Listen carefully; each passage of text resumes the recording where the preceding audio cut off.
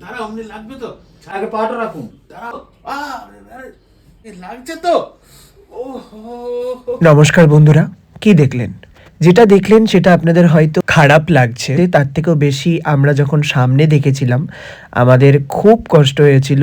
But এটা হওয়ারই ছিল। শরীরে কোনো প্রবলেম থাকলে সেটার অপারেশন হয়, অস্ত্রোপচার হয়, তারপরে যে প্রবলেমটা ফেস করতে হয় সেটা ইন্টারনাল প্রবলেম, সেটা যার হয় সেই বোঝে। লাগবে তো, ছাড়বে না। ছাড়বো না, আপনি সামনে আসুন। কি করবো এবার বলো? নামুন, দাঁড়ান। আচ্ছা দাঁড়াবো, এটা নিয়ে আসো সামনে। না, ওটা দরকার নেই, আগে পাটা রাখুন। দাঁড়া, আরে বাবা, পড়ে যাবো।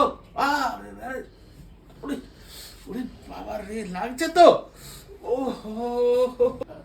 বেসিক্যালি বাবার ফিজিওথেরাপি শুরু হয়ে গিয়েছে, আপনাদেরকে আগেও বলেছিলাম। তো সেটারই একটা ঝলক আপনাদেরকে দেখালাম। বাবাকে যখন পা আস্তে আস্তে নামানো হচ্ছে, তো এখন পায়ের মধ্যে একদমই জোর নেই।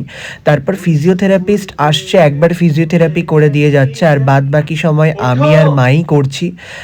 কারণ বাবার 3বার করে ফিজিওথেরাপি করার কথা, সেই অনুযায়ী আমি বাবাকে নিগার্ড লাগিয়ে দিয়েছি আর ওয়াকারটা দিয়ে দিয়েছি। তো এবারে আস্তে আস্তে ধরে ধরে বাবাকে ভর দিয়ে আমাকে নামাতে হচ্ছে, দেন তারপরে বাবা হাঁটছে। তো আই হোপ যে এরকমভাবেই বাবা সুস্থ হয়ে যাবে। আর বাবাকে ছাদে নিয়ে আসা হয়েছে, বাবা চলে এসেছে।